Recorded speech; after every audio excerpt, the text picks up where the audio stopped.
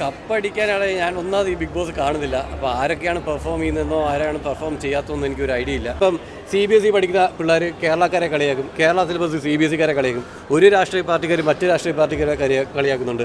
പിന്നെ നമ്മുടെ ഈ ഒരു മതത്തിൽ പെടുന്നവർ മറ്റ് മതങ്ങളെ കളിയാക്കുന്നുണ്ട്. പക്ഷേ ഇവരെ മാത്രം ഒന്നും പറയാൻ പാടില്ല എന്ന് പറയുന്നത് തെറ്റല്ലേ?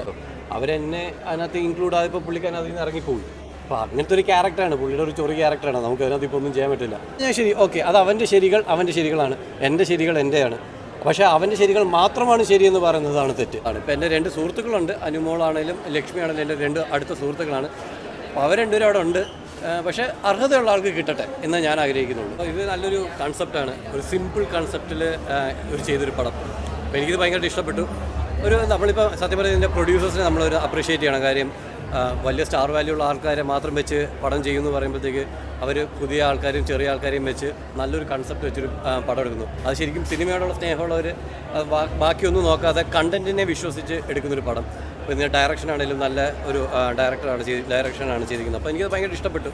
നല്ല ഇടയ്ക്കിടയ്ക്ക് ഫണ്ണും ഒക്കെയുള്ള നമ്മളെപ്പോഴും കണ്ടു മറന്നിട്ടുള്ള അല്ലെ നമ്മുടെ നാട്ടിൽ നമുക്ക് പരിചയമുള്ള ഒരു ടൈപ്പ് ഓഫ് കൺസെപ്റ്റ്. അപ്പോൾ അത് സിംപ്ലി നല്ലോണം രസത്തിൽ മേക്ക് ചെയ്തെടുത്തു എന്നുള്ളതാണ്. പിന്നെ അതെ, കപ്പടിക്കാനാണ് ഞാൻ ഒന്നാമത് ഈ ബിഗ് ബോസ് കാണുന്നില്ല. അപ്പോൾ ആരൊക്കെയാണ് പെർഫോം ചെയ്യുന്നതെന്നോ ആരാണ് പെർഫോം ചെയ്യാത്തതെന്നോ എനിക്കൊരു ഐഡിയ ഇല്ല. എപ്പോഴും അർഹതയുള്ള ആൾക്ക് കിട്ടട്ടെ എന്നുള്ളതാണ്. ഇപ്പോൾ എൻ്റെ 2 സുഹൃത്തുക്കളുണ്ട്, അനുമോളാണേലും ലക്ഷ്മി ആണെങ്കിലും എൻ്റെ 2 അടുത്ത സുഹൃത്തുക്കളാണ്. അപ്പോൾ അവർ രണ്ടുപേരും അവിടെ ഉണ്ട്. പക്ഷേ അർഹതയുള്ള ആൾക്ക് കിട്ടട്ടെ എന്ന് ഞാൻ ആഗ്രഹിക്കുന്നുള്ളൂ. അതിപ്പം അങ്ങനെ അർഹതയുള്ള ആൾക്ക് കിട്ടിയാലേ ആ ഷോ സക്സസ് ആകത്തുള്ളൂ. അങ്ങനെ ആ ഒരു ഷോ സക്സസ് ആയാലേ ഞാനും ആ ഷോയിലൂടെ വന്ന ആളാണ്, എനിക്കും ഒരു വാല്യൂ ഉള്ളൂ. അപ്പോൾ അതുകൊണ്ട് അങ്ങനെ കിട്ടട്ടെ എന്നുള്ളതാണ്. നിങ്ങളെല്ലാവരും പടം കണ്ടോ? പടം കണ്ടു. ഞാനിപ്പോൾ ബിഗ് ബോസ് അങ്ങനെ കൂടുതൽ കാണാത്തതുകൊണ്ട് നിങ്ങൾക്ക് അതിനകത്ത് കൂടുതൽ ചോദ്യമൊന്നും ഉണ്ടാവില്ല. കാര്യം കാണാത്തതുകൊണ്ടാണ്. അപ്പോൾ എനിക്ക് ആരൊക്കെയാണ് പെർഫോം ചെയ്യുന്നതെന്ന് അറിയില്ല. പിന്നെ ഇപ്പോൾ ഇങ്ങനെ പോട്ടെ, എനിക്കൊന്നും തീരാറായില്ല. ഇനി ഒരു 4 ആഴ്ചയോ 4-5 ആഴ്ച കൊണ്ട് ഇത് പരിപാടി തീരും.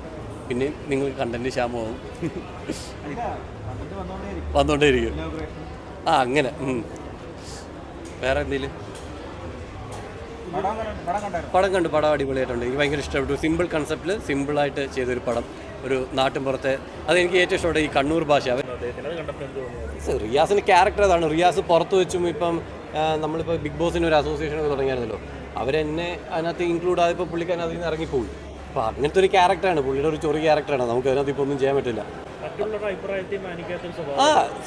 അവൻ്റേതായ അഭിപ്രായമുണ്ട്. അത് ഞാൻ ശരി, ഓക്കെ, അത് അവൻ്റെ ശരികളാണ്, എൻ്റെ ശരികൾ എൻ്റെയാണ്. പക്ഷേ അവൻ്റെ ശരികൾ മാത്രമാണ് ശരിയെന്ന് പറയുന്നതാണ് തെറ്റ്. എനിക്ക് അതിലൊരു അഭിപ്രായം. എന്തായാലും ഞാൻ പറയുന്നത്, ഇപ്പം CBSE പഠിക്കുന്ന പിള്ളേർ കേരളക്കാരെ കളിയാക്കും, കേരള സിലബസ് CBSEക്കാരെ കളിയാക്കും, ഒരു രാഷ്ട്രീയ പാർട്ടിക്കാർ മറ്റ് രാഷ്ട്രീയ പാർട്ടിക്കാരെ കളിയാക്കുന്നുണ്ട്. പിന്നെ നമ്മുടെ ഈ ഒരു മതത്തിൽ പെടുന്നവർ മറ്റ് മതങ്ങളെ കളിയാക്കുന്നുണ്ട്. പക്ഷേ ഇവരെ മാത്രം ഒന്നും പറയാൻ പാടില്ല എന്ന് പറയുന്നത് തെറ്റല്ലേ? അവർക്ക് നമുക്കൊരു അഭിപ്രായ സ്വാതന്ത്ര്യമുണ്ട്. അവർ തെറ്റാണെങ്കിൽ ആ തെറ്റ് ചൂണ്ടിക്കാണിക്കാനുള്ള ഒരു അഭിപ്രായം നമുക്കൊരു ഇതുണ്ട്. അപ്പം അങ്ങനെയൊക്കെ ചെയ്യുക. അത് ചെയ്യുമ്പം തെറ്റാണെങ്കിൽ അത് അക്സെപ്റ്റ് ചെയ്യുക. പക്ഷേ അവരങ്ങ് ചെയ്യുന്നത് തെറ്റാണ്, പക്ഷേ അത് ഞങ്ങൾ മാറ്റി മുന്നോട്ട് വരാമെന്നൊക്കെ പറയുകയാണെങ്കിൽ ഓക്കെ. ഇത് അതല്ല, അടിച്ചേൽപ്പിക്കുക ചെയ്യുന്നത്. ലക്ഷ്മിയുടെ കാര്യത്തിൽ നിങ്ങൾ കണ്ടതാണ്, അടിച്ചേൽപ്പിക്കുക വന്ന ഗസ്റ്റുകളെല്ലാം. അപ്പോൾ അങ്ങനെ അടിച്ചേൽപ്പിക്കാൻ ശ്രമിക്കുമ്പോഴാണ് കൂടുതൽ അവർക്ക് സപ്പോർട്ട് ആൾക്കാർ വരാൻ തുടങ്ങിയത്. അതാണ് ഏറ്റവും വലിയ എക്സാമ്പിൾ. അവർക്ക് എത്ര ഫാൻസ്. അതെ, അത് സത്യം. അത് ശരിക്കും പറഞ്ഞാൽ ലക്ഷ്മിക്കുള്ള ഫാൻസിനെക്കാട്ടും ഞാൻ കാണുന്നത് റിയാസ് ചെയ്ത ഈ അടിച്ചേൽപ്പിക്കുന്നതിന് എഗനിസ്റ്റായിട്ട് വന്ന ആൾക്കാരാണ് ലക്ഷ്മിയെ സപ്പോർട്ട് ചെയ്തെന്നുള്ളത്. അപ്പോൾ റിയാസ് അടിച്ചേൽപ്പിക്കാൻ നോക്കും, നീ അത് അക്സെപ്റ്റ് ചെയ്തേ പറ്റൂ എന്നുള്ള രീതിയിലാണ് അവിടെ പെരുമാറിയത്. അപ്പോൾ അതിന് എഗനിസ്റ്റ്, അങ്ങനെ പറ്റില്ല എന്നുള്ള ആൾക്കാർ ലക്ഷ്മിക്ക് കൂടെ നിന്നു എന്നുള്ളതാണ്. അപ്പോൾ അത് അവൾക്കൊരു ഫാൻ ബേസ് പോലെ ക്രിയേറ്റ് ആയി. അപ്പോൾ ശരി, താങ്ക് യു.